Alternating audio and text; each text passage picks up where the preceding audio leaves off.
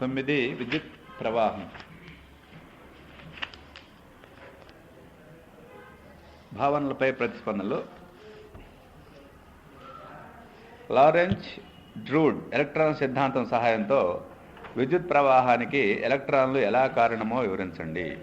జవాబు: లోహాల వంటి వాహకాలలో అధిక సంఖ్యలో స్వేచ్ఛ ఎలక్ట్రాన్లు, ధనాత్మక అయాన్లు నిర్దిష్ట స్థానాలలో ఉంటాయని 19వ శతాబ్దానికి చెందిన శాస్త్రవేత్తలైన డ్రూడ్ మరియు లారెంజ్ ప్రతిపాదించారు.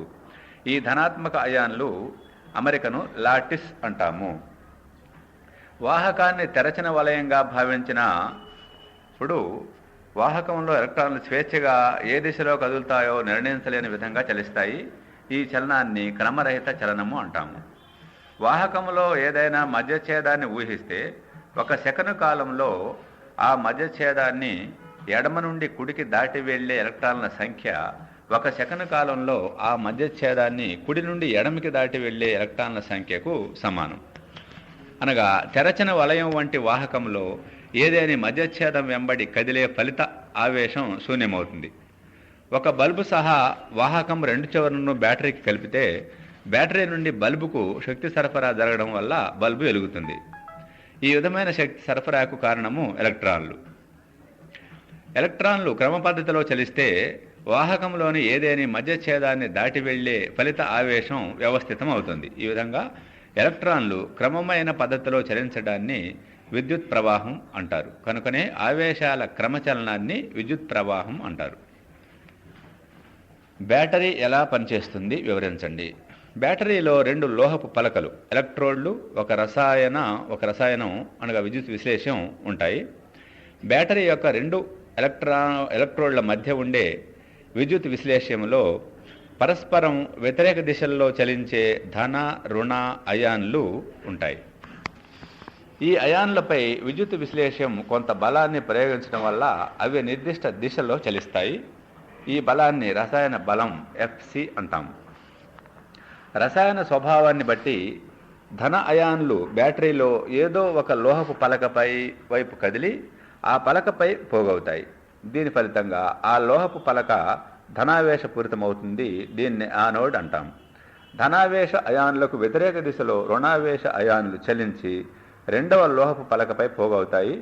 ఆ పలక రుణావేశపూరితమవుతుంది. దీనిని కాథోడ్ అంటాం.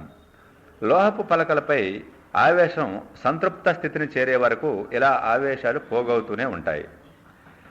లోహపు పలకలపై ఆవేశం సంతృప్త స్థితికి చేరాక కదిలే అయాన్లపై విద్యుత్ బలం Fe పనిచేస్తుంది. విద్యుత్ బల దిశ రసాయన బల దిశకు వ్యతిరేక దిశలో ఉంటుంది. విద్యుత్ బల పరిమాణం లోహపు పలకలపై పోగైన ఆవేశంపై ఆధారపడుతుంది. విద్యుత్ బలం కన్నా రసాయన బలం ఎక్కువగా ఉంటే ఆవేశాలు అవి చేరవలసిన పలకల వైపు కదులుతాయి. విద్యుత్ బలం రసాయన బలం సమానమైనప్పుడు ఆవేశాలు ఆగిపోతాయి. కొత్త బ్యాటరీ యొక్క 2 ధ్రువాల మధ్య స్థిర పొటెన్షియల్ భేదం ఉంటుంది. ఒక వాహక తీగను బ్యాటరీ ధ్రువాలకు కలిపినప్పుడు వాహక తీగ 2 చివర్ల మధ్య పొటెన్షియల్ భేదం ఏర్పడుతుంది. ఈ పొటెన్షియల్ భేదం వల్ల వాహకం అంతటా విద్యుత్ క్షేత్రం ఏర్పడుతుంది. బ్యాటరీ యొక్క ధన ధ్రువం దగ్గరలోని ఎలక్ట్రాన్లను ఆకర్షించడం వల్ల ఎలక్ట్రాన్లు ధన ధ్రువం వైపు కదులుతాయి. ఫలితంగా ధన ధ్రువం యొక్క ధనావేశ పరిమాణం తగ్గుతుంది. ఈ సందర్భంలో రసాయన బలం FC విద్యుత్ బలం Fe కన్నా తక్కువగా అవుతుంది. అప్పుడు రసాయన బలం రుణావేశ అయాన్లను ధనావేశ పలక యానోడ్ నుండి బయటకు లాగి వాటిని రుణావేశ పలక క్యాథోడ్ వైపు కదిలేటట్లు చేస్తుంది. ఈ రుణావేశ అయాన్లు ఎలక్ట్రాన్లు రుణధ్రువం మధ్య ఉండే బలమైన వికర్షణ కారణంగా రుణధ్రువం క్యాథోడ్ వాహకంలోనికి ఎలక్ట్రాన్ను నెడుతుంది. కనుక విద్యుత్ ప్రవహిస్తున్నప్పుడు వాహకంలో ఎలక్ట్రాన్ల సంఖ్య స్థిరంగా ఉంటుంది. రసాయన విద్యుత్ బలాల మధ్య సమతాస్థితి ఏర్పడే వరకు ఈ విధంగా కొనసాగుతూనే ఉంటుంది. విద్యుచ్చాలక బలము పొటెన్షియల్ భేదాల మధ్య తేడాలు. విద్యుచ్చాలక బలం పొటెన్షియల్ భేదం యూనిట్ రుణావేశంను ధన ధ్రువం నుండి రుణ ధ్రువం వరకు కదిలించడానికి రసాయన బలం చేసిన పని. ఇది వాహకంలో ఒక బిందువు నుండి మరొక బిందువుకు యూనిట్ ధనావేశాన్ని కదల్చడానికి చేసిన పని. విద్యుచ్చాలక బలము ఎప్సిలాన్ W/Q FeD/Q. పొటెన్షియల్ భేదం V W/Q FeL/Q. దీనికి SI ప్రమాణం వోల్ట్, దీని SI ప్రమాణం కూడా వోల్ట్. ఇది విద్యుత్ ప్రవాహం నిరోధాలపై ఆధారపడదు, ఇది విద్యుత్ ప్రవాహం నిరోధాల మీద ఆధారపడుతుంది. దీని విలువ ఎల్లప్పుడూ పొటెన్షియల్ భేదం కన్నా ఎక్కువగా ఉంటుంది, దీని విలువ ఎల్లప్పుడూ ఘటం యొక్క EMF కన్నా తక్కువగా ఉంటుంది. వాహక నిరోధం ఉష్ణోగ్రతపై ఆధారపడుతుందని మీరు ఎలా పరీక్షిస్తారు? జవాబు: మల్టీమీటర్ను ఉపయోగించి ఒక తెరచి ఉన్న వలయంలోని బల్బు నిరోధాన్ని కొలవాలి. బల్బు నిరోధం విలువను నోట్బుక్లో రాయాలి. వలయాన్ని ఏర్పాటు చేసి స్విచ్ని ఆన్ చేయాలి. కొద్ది నిమిషాల తర్వాత బల్బు నిరోధాన్ని కొలవాలి. ఈ విలువను కూడా నోట్బుక్లో రాయాలి. మొదటి సందర్భంలోని విలువ కంటే రెండవ సందర్భంలో బల్బు నిరోధం విలువ ఎక్కువగా ఉంటుంది. విద్యుత్ ప్రవహించినప్పుడు బల్బు వేడెక్కడం గమనించవచ్చు. బల్బులోని ఫిలమెంటు ఉష్ణోగ్రతలో పెరుగుదల వల్ల బల్బు నిరోధం పెరిగింది. దీన్ని బట్టి ఒక వాహకం రెండు చివర్ల మధ్య పొటెన్షియల్ భేదం స్థిరంగా ఉన్నప్పుడు వాహక నిరోధం దాని ఉష్ణోగ్రతపై ఆధారపడి ఉంటుంది. ఎలక్ట్రిక్ షాక్, విద్యుత్ ఘాతం అంటే ఏమిటి? ఇది ఎలా సంభవిస్తుంది? మన శరీరంలోని ఏవేని రెండు అవయవాల మధ్య పొటెన్షియల్ భేదం ఉన్నప్పుడు మనం విద్యుత్ ఘాతానికి లోనైనట్లు చెప్పవచ్చు. మానవ శరీరం గుండా విద్యుత్ ప్రవహించేటప్పుడు తక్కువ నిరోధాన్ని కలిగించే మార్గాన్ని ఎన్నుకుంటుంది. మన శరీరం అంతటా నిరోధం ఒకే విధంగా ఉండదు. శరీరంలో విద్యుత్ ప్రవాహం జరుగుతున్న కొద్దీ శరీర నిరోధం పరస్పరం విలోమంగా మారుతుంటాయి. కాబట్టి విద్యుత్ ఘాతాన్ని విద్యుత్ పొటెన్షియల్ భేదం, విద్యుత్ ప్రవాహం మరియు శరీర నిరోధాల ఫలిత ప్రభావంగా చెప్పవచ్చు. కిర్చాఫ్ నియమాలను తెలిపి ఉదాహరణతో వివరించండి. ఒక DC వలయంలో కొన్ని బ్యాటరీలు నిరోధాలను ఏ విధంగా కలిపినా దాని ఫలితంను అవగాహన చేసుకునేందుకు అవసరమగు సరళ నియమాలను కిర్చాఫ్ నియమాలు అంటారు. ఇవి రెండు రకాలు. ఒకటి జంక్షన్ నియమం, రెండు లూప్ నియమం. జంక్షన్ నియమం: వలయంలో విద్యుత్ ప్రవాహం విభజింపబడే ఏ జంక్షన్ వద్దనైనా ఆ జంక్షన్కు చేరే విద్యుత్ ప్రవాహాల మొత్తం ఆ జంక్షన్ వీడిపోయే విద్యుత్ ప్రవాహాల మొత్తానికి సమానం. లూప్ నియమం: ఒక మూసిన వలయంలోని పరికరాల రెండు చివర్ల మధ్య పొటెన్షియల్ భేదాల్లో పెరుగుదల తగ్గుదల బీజీయ మొత్తం శూన్యం.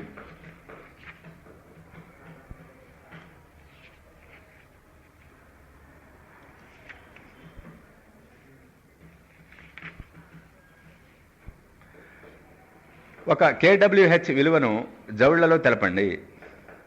kWh = 1000 watts = 1000 joules/second 1000 joules/second × 60 × 60 సెకండ్లు = 3600 × 1000 joules = 3.6 × 10⁻⁶ joules. సామర్థ్య వినియోగానికి పెద్ద ప్రమాణం కిలోవాట్ kW. మూడు నిరోధాలు శ్రేణిలో కలిపినప్పుడు వాటి ఫలిత నిరోధాన్ని ఉత్పాదించండి. జవాబు: శ్రేణి సంతానం. ఒక వలయంలో చివరి నుండి చివరికి కలిపిన నిరోధాల గుండా ఒకే విద్యుత్ ప్రవాహం ఒకే మార్గంలో ప్రవహిస్తున్నట్లయితే అవి శ్రేణి సంతానంలో ఉన్నాయంటాం. V పొటెన్షియల్ భేదం ఉన్న ఘటాన్ని తీసుకొని శ్రేణి సంతానంలో ఉన్న మూడు నిరోధాలను కలపాలి. నిరోధాలను శ్రేణిలో కలిపినప్పుడు విద్యుత్ ప్రవాహానికి ఒకటే మార్గం కావున వలయంలో విద్యుత్ ప్రవాహం I ఒకటే ఉంటుంది. శ్రేణిలో గల నిరోధాల వల్ల వలయంలో ఏర్పడే విద్యుత్ ప్రవాహానికి సమానమైన విద్యుత్ ప్రవాహాన్ని కలుగజేసే మరొక నిరోధాన్ని ఆ నిరోధాల ఫలిత నిరోధం అంటాం. R/EQ. శ్రేణి సంధానంలో గల ఫలిత నిరోధం విలువను ఓం నియమం ద్వారా R/EQ = V/I V IR/EQ గా రాయవచ్చు. R1, R2, R3లను అను నిరోధాల చివరల యందు ఉన్న పొటెన్షియల్ భేదాలు వరుసగా V1, V2, V3లు అయినా ఓం నియమం ప్రకారం V1 = IR1, V2 = IR2 మరియు V3 = IR3. శ్రేణి సంధానంలో గల వేర్వేరు పొటెన్షియల్ భేదాల మొత్తం వాటి ఫలిత పొటెన్షియల్ భేదానికి సమానం. V = V1 + V2 + V3. Next V1, V2, V3ల మరియు V విలువలను ప్రతిక్షేపించగా IR base EQ is equal IR1 plus IR2 plus IR3. IR base EQ is equal I into R1 plus R2 plus R3. R base EQ is equal R1 plus R2 plus R3 plus RN. ఈ సమీకరణాన్ని బట్టి శ్రేణిలో కలిపిన నిరోధాల వల్ల ఏర్పడే ఫలిత నిరోధం ఆయా విడివిడి నిరోధాల మొత్తానికి సమానం.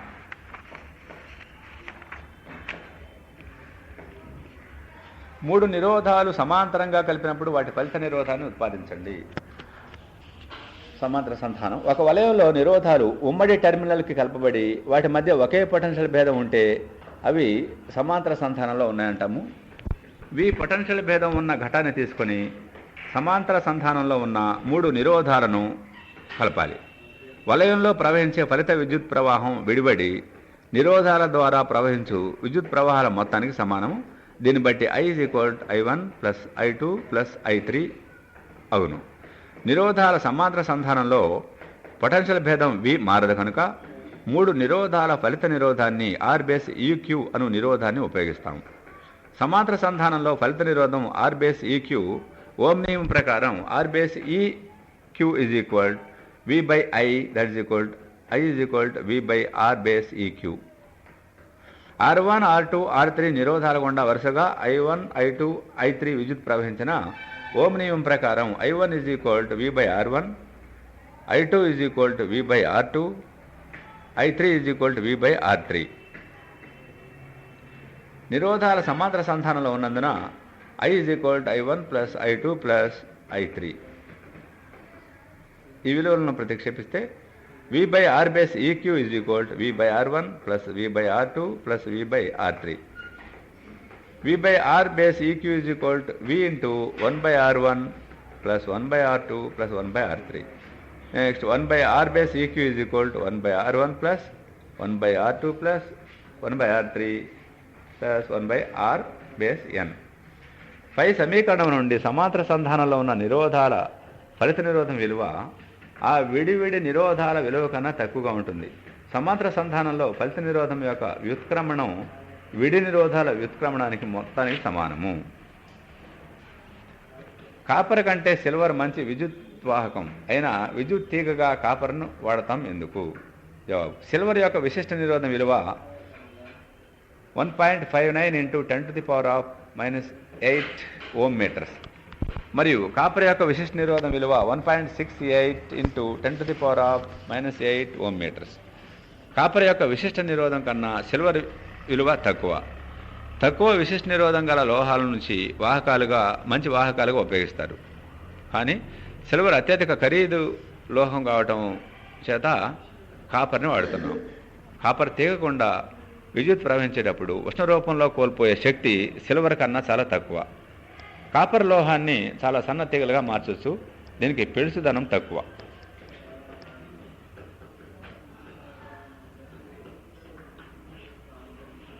భావనల అనువర్తనాలు. ఇంటిలోకి వచ్చే కరెంటు ఓవర్లోడ్ కావడం గురించి వివరించండి.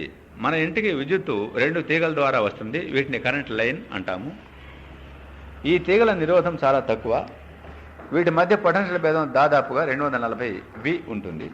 మన ఇంటిలోని విద్యుత్ సౌధాలన్నీ సమాంతర సంధానంలో ఉంటాయి. కాబట్టి ప్రతి సాధనం 2 చివర్ల మధ్య పొటెన్షియల్ భేదం 240 వోల్ట్స్ అవుతుంది. ప్రతి విద్యుత్ సాధనం దాని నిరోధాన్ని బట్టి లైన్స్ నుండి కొంత విద్యుత్తును వినియోగించుకుంటుంది. లైన్స్ నుండి వినియోగించుకున్న మొత్తం విద్యుత్తు వివిధ సాధనాల గుండా ప్రవహించే విద్యుత్తుల మొత్తానికి సమానం. మన ఇంటిలో వాడే విద్యుత్ సాధనాల సంఖ్యను పెంచితే అవి లైన్స్ నుండి వినియోగించుకునే విద్యుత్తు కూడా పెరుగుతుంది. దీనివల్ల ఇంటిలోని వలయం బాగా వేడెక్కి మంటలు ఏర్పడే అవకాశం ఉంది. దీన్నే ఓవర్లోడ్ అంటాము. ఇంట్లో ఫ్యూజ్ ఎందుకు వాడతాము? జవాబు: ఫ్యూజ్ అనేది అతి తక్కువ ద్రవీభవన స్థానం కలిగిన ఒక సన్నని తీగ. ఓవర్లోడ్ వలన కలిగే ప్రమాదాన్ని నివారించడానికి మన ఇండ్లలోని వలయంలో ఫ్యూజ్ని ఉపయోగిస్తాం. ఈ అమరికలో లైన్స్ ద్వారా వచ్చే మొత్తం విద్యుత్ ఫ్యూజ్ గుండా ప్రవహించాల్సి ఉంటుంది. ఫ్యూజ్ గుండా ప్రవహించే విద్యుత్ ఓవర్ అయితే ఆ సన్నని తీగ వేడెక్కి కరిగిపోతుంది. అప్పుడు ఇంట్లోని మొత్తం వలయం తెరవబడే విద్యుత్ ప్రవాహం ఆగిపోతుంది. దీనివలన ఇంటిలోని విద్యుత్ సాధనాలకు ఇబ్బంది కలగకుండా ఉంటుంది. 100 వాట్స్ 220 వోల్ట్స్ మరియు 60 వాట్స్ 220 వోల్ట్స్ గల 2 బల్బులు ఉన్నవి. దేని నిరోధం ఎక్కువ? దత్తాంశ ప్రకారం మొదటి బల్బు యొక్క వివరాలు 100 వాట్స్ 220 వోల్ట్స్, రెండవ బల్బు వివరాలు 60 వాట్స్ 220 వోల్ట్స్. మొదటి బల్బు యొక్క నిరోధము R1 V1 square by P1 220 × 220/100 484 ohms. రెండవ బల్బు యొక్క నిరోధము R2 V2 square by P2 220 × 220⁴/60 806.6 ఓంలు. Therefore 60 వాట్స్ 220 వోల్ట్ల విలువ గల బల్బు అంటే రెండవది అధిక నిరోధాన్ని కలిగి ఉంటుంది.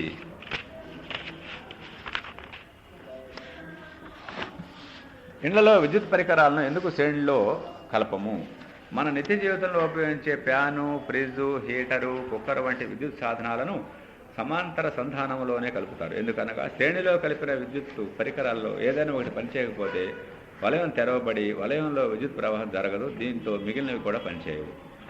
సమాంతర సంధానంలో కలపడం వలన పరికరాల మధ్య పొటెన్షియల్ భేదం సమానంగా ఉంది. వాటికి సరిపడేంత విద్యుత్తును వినియోగించుకుంటాం. 1 మీటర్ పొడవు 0.1 మిల్లీమీటర్ వ్యాసార్థం గల వాహక నిరోధం 100 ఓంలైన దీని నిరోధకత ఎంత? వాహక నిరోధం R 100 ఓంలు. వాహక పొడవు L 1 మీటర్ 1000 మిల్లీమీటర్లు. వాహక వ్యాసార్థం R 0.1 మిల్లీమీటర్. దేర్ఫోర్ వాహక మధ్యఛేద వైశాల్యం A πr² 22/7 × 0.1 × 0.1 22/7 × 0.01. That is equal to 3.14 × 0.01 0.0314 మిల్లీమీటర్లు. Therefore వాహక పదార్థం నిరోధకత R × A/L 100 × 0.00314/1000 0.00314 ఓం మీటర్.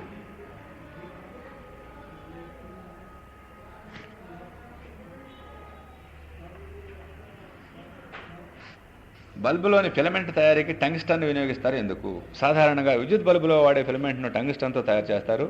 దీనికి కారణం టంగ్స్టన్ విశిష్ట నిరోధం, ద్రవీభవన స్థానం విలువలు చాలా ఎక్కువ. విశిష్ట నిరోధం ఎక్కువగా గల లోహాలు మంచి విద్యుత్ నిరోధాలుగా పనిచేస్తాయి. కనుకనే టంగ్స్టన్ వంటి లోహాలను ఫిలమెంట్ల తయారీకి ఉపయోగిస్తాం. కారు హెడ్లైట్స్ శ్రేణిలో కలుపుతారా లేక సమాంతరంగా కలుపుతారా ఎందుకు? కారు హెడ్లైట్స్ని సమాంతరంగా కలుపుతారు. ఎందుకంటే సమాంతర సంధానంలో గల లైటులు సమాన విద్యుత్ సామర్థ్యాన్ని పొందుతాయి.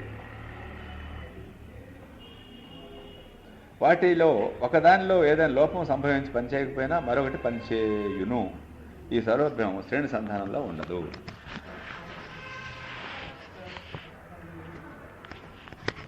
మన ఇంట్లోని విద్యుత్ వలయంలో ఫ్యూజును సమాంతరంగా కలపాలా శ్రేణిలో కలపాలా ఎందుకు? మన ఇంట్లోని విద్యుత్ వలయంలో ఫ్యూజును శ్రేణిలో కలపాలి. ఎందుకనగా శ్రేణిలో ఫ్యూజ్ను కలపడం వలన ఏదైనా ఒక పరికరం పనిచేయకపోతే వలయం తెరవబడి విద్యుత్ ప్రవాహం ఆగిపోతుంది. దీనివలన వలయంలో మిగిలిన పరికరాలు పాడవకుండా ఉంటాయి.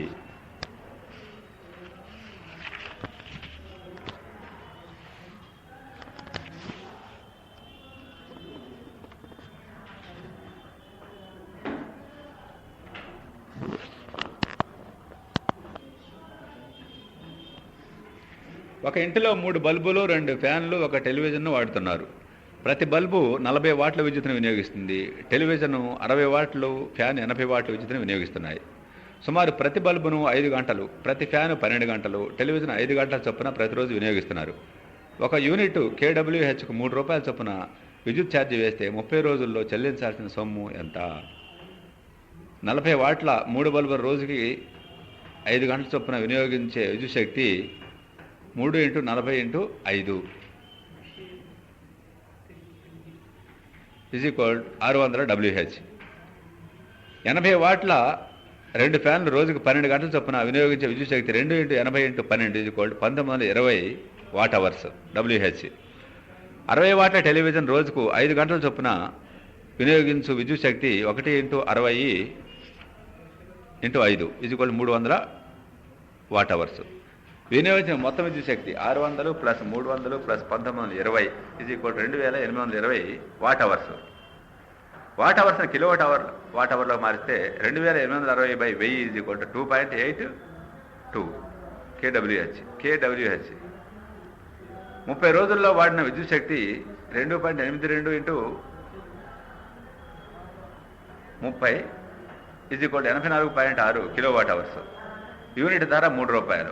84.6 యూనిట్లకు చెల్లించిన సొమ్ము 84.6 × 3 253.80 సరైన సమాధానం. 50 ఓంల నిరోధం గల ఏకరీతి నిరోధాన్ని 5 సమాన భాగాలుగా విభజించారు. వీటిని సమాంతరంగా కలిపారు. దాని ఫలిత నిరోధం 2 ఓంలు.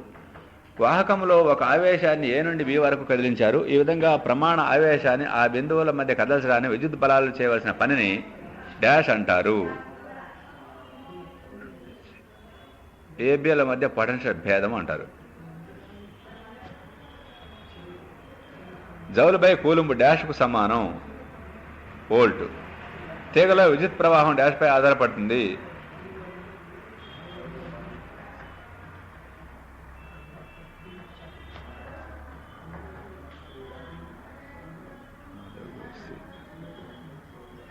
మరియు కేవలం తీగ కొనల మధ్య ఉన్న పొటెన్షియల్ భేదము మరియు కేవలం తీగ నిరోధం. ఒక వలయంలో 2 ఓంలు 4 ఓంలు నిరోధాలు మరియు 6 ఓంలు శ్రేణిలో కలపబడినాయి. అయిన వలయంలోని ఫలిత నిరోధం 12 ఓంలు. ఒక వలయంలో 3 ఓంలు 2 ఓంలు నిరోధాలు మరియు 18 ఓంలు నిరోధాలు శ్రేణిలో కలపబడి ఉన్నాయి. అయిన వలయంలోని ఫలిత నిరోధం 1.8 ఓంలు. ఒక వలయంలో 6 ఓంలు 6 ఓంలు నిరోధాలు శ్రేణిలో మరియు 12 ఓంలు సమాంతరంగా కలపబడ్డాయి. అయినా వలయంలోని ఫలిత నిరోధం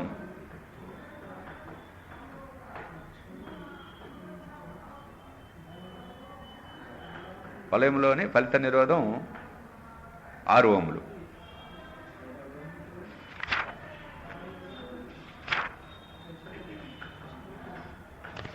రైట్.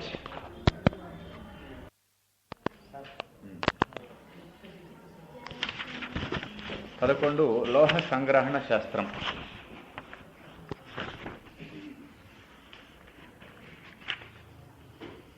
భావనలపై ప్రతిస్పందనలు.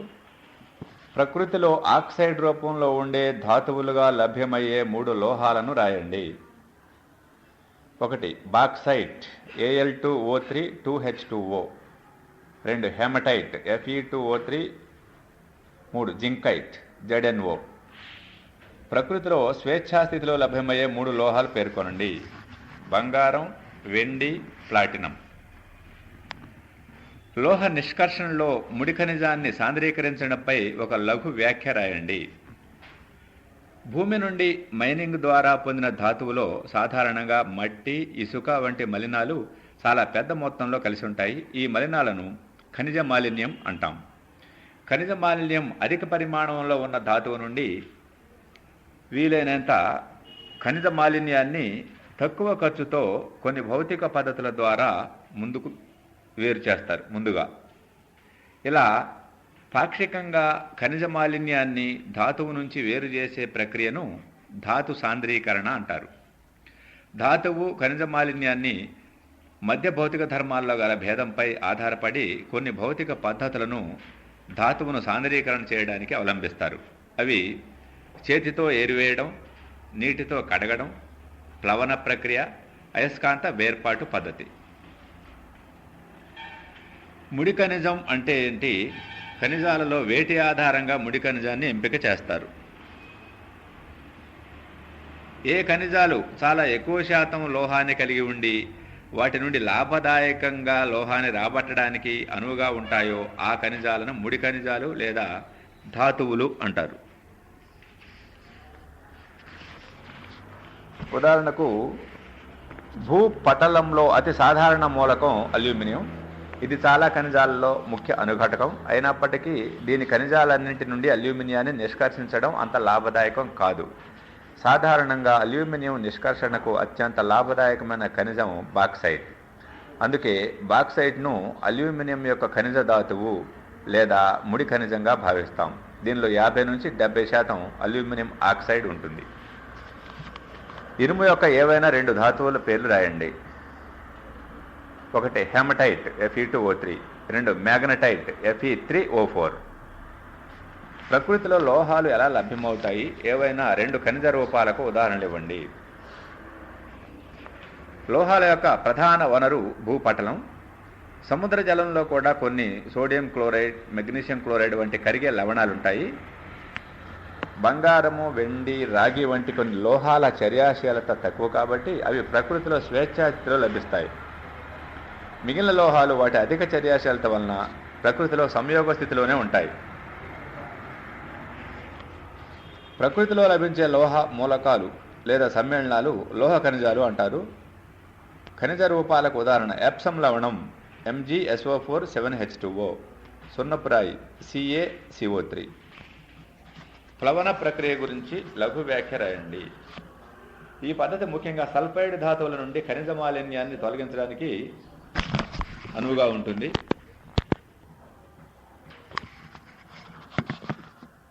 ఈ ప్రక్రియలో ఖనిజాన్ని మెత్తని చూర్ణంగా చేసి నీటితో ఉన్న తొట్టిలో ఉంచుతారు. గాలిని ఈ తొట్టిలోకి ఎక్కువ పీడనంతో పంపి నీటిలో నురుగు వచ్చేటట్లు చేస్తారు.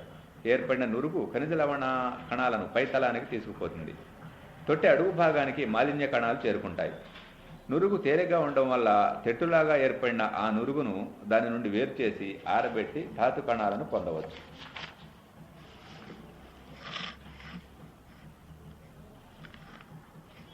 లఘు వ్యాఖ్యలు. భర్జనం. ఇది ఒక ఉష్ణ రసాయన ప్రక్రియ. ఈ ప్రక్రియలో ధాతువును ఆక్సిజన్ లేదా గాలి సమక్షంలో అధిక ఉష్ణోగ్రత వద్ద వేడి చేస్తారు. అంటే లోహ ద్రవీభవన స్థానం కన్నా తక్కువ ఉష్ణోగ్రత వద్ద. ఈ ప్రక్రియలో పొందిన ఉత్పన్నాలు ఘనస్థితిలో ఉంటాయి. సల్ఫైడ్ ధాతువు నుండి పొందే లోహ ఆక్సైడ్ వంటివి. సాధారణంగా భర్జన ప్రక్రియకు రివర్బరేటరీ కొలిమిని వాడతారు. ఉదాహరణ 2ZnS plus 3O2 that gives 2ZnO plus 2SO2. భస్మీకరణం. ఇది ఒక ఉష్ణ రసాయన ప్రక్రియ.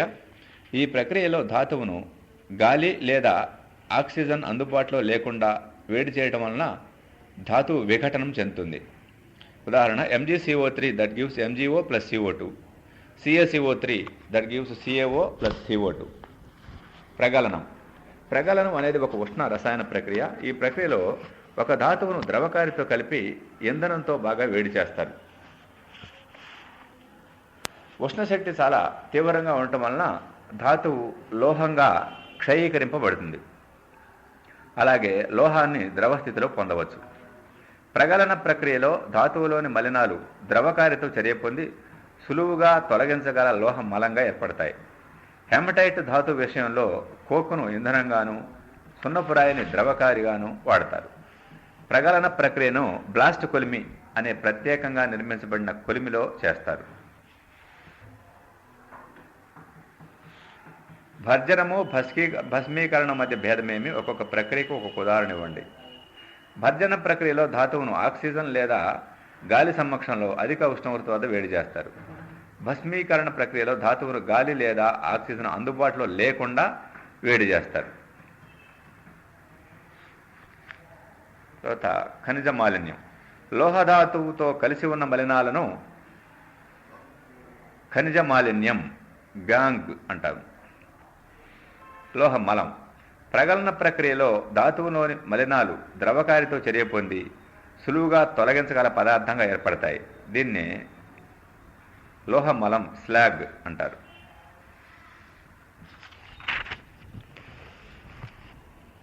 మెగ్నీషియం ఒక చురుకైన మూలకం.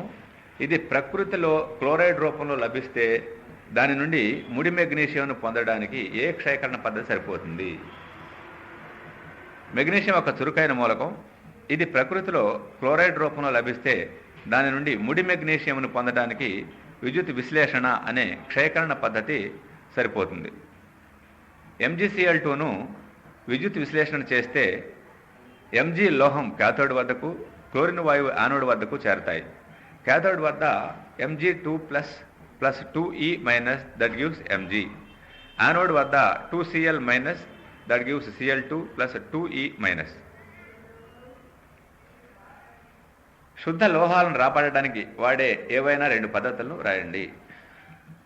స్వేదనం, పోలింగ్, గలనం చేయడం, విద్యుత్ శోధనం. అధిక చర్యాశీలత గల లోహాల నిష్కర్షణకు ఏ పద్ధతి సూచిస్తావు, ఎందుకు? అధిక చర్యాశీలత గల లోహాల నిష్కర్షణకు అత్యంత మేలైన పద్ధతి విద్యుత్ విశ్లేషణ.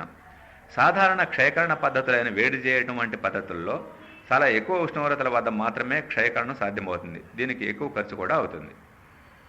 చర్యాశీలత శ్రేణి అనగానేమి, నిష్కర్షణకు ఇది ఏ విధంగా సహాయపడుతుంది?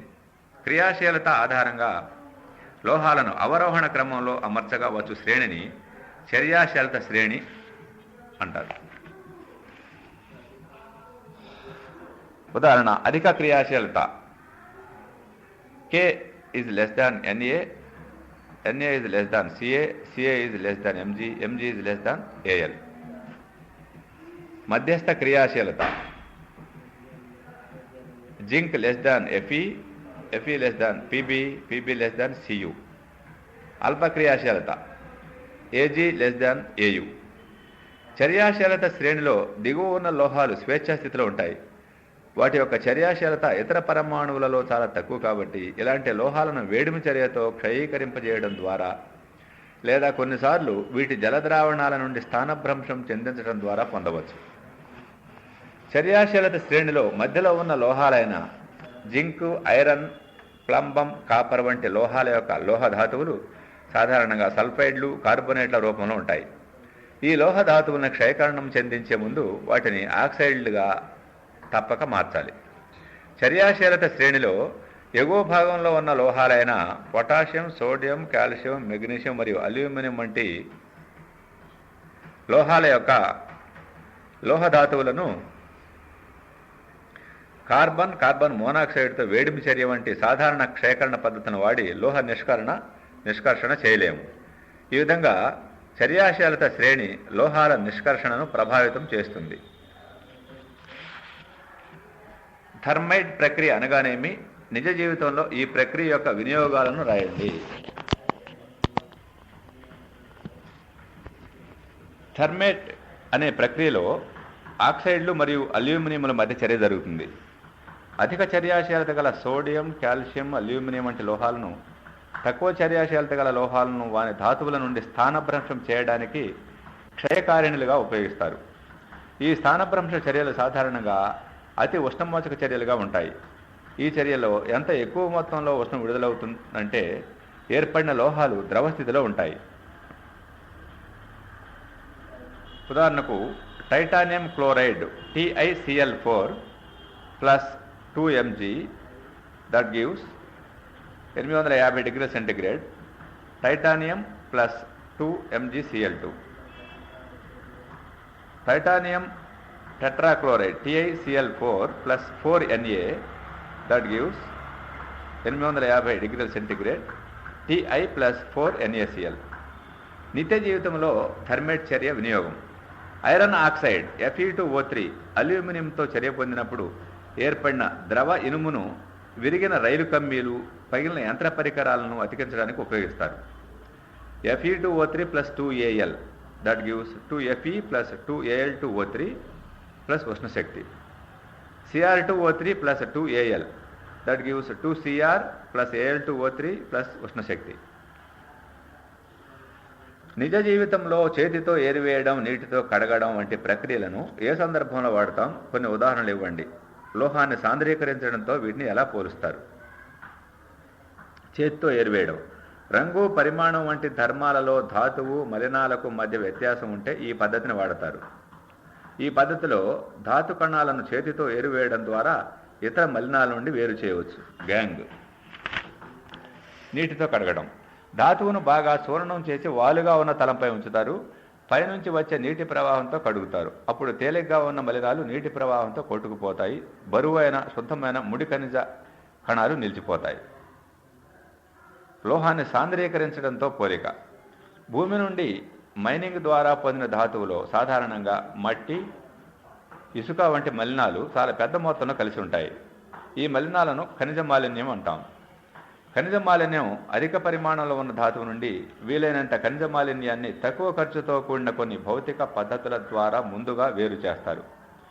ఇలా పాక్షికంగా ఖనిజ మాలిన్యాన్ని ధాతువు నుంచి వేరు చేసే ప్రక్రియను ధాతు సాంద్రీకరణ అంటారు. ధాతువు ఖనిజ మాలిన్యం మధ్య భౌతిక ధర్మాల్లో గల భేదంపై ఆధారపడి కొన్ని భౌతిక పద్ధతులను ధాతువును సాంద్రీకరణ చేయడానికి అవలంబిస్తారు. వానిలో ప్రధానమైనవి చేతితో ఏరివేయడం మరియు నీటితో కడగడం. బిట్స్. ముడి ఖనిజంతో కలిసిపోయి ఉన్న మలినాలను డాష్ అంటారు. గ్యాంగ్. క్రింది వానిలో ఏది కార్బోనేట్ ధాతువు? బాక్సైట్. కింది వానిలో జిప్సం ఫార్ములా ఏది? CaSO4 2H2O. లోహ శుద్ధికి వాడే పద్ధతి పోలింగ్. ప్లవన ప్రక్రియను ఏ రకపు ధాతువు సాంద్రీకరణలో ఎక్కువ ఉపయోగిస్తారు? సల్ఫైడ్. గెలినా డాష్ ధాతువు? Pb. గెలినా డాష్ ధాతువు? Pb. కింది వాటిలో ప్రకృతిలో సహజ సిద్ధంగా లభ్యమయ్యే లోహం? ఆరం. భూపట్లంలో అతి సమృద్ధిగా లభించే లోహం? అల్యూమినియం. థర్మేట్ విధానంలో క్షయకరణ కారకం? అల్యూమినియం. ప్రగలనంలో ధాతువును డాష్ చేస్తారు? క్షయకరణం.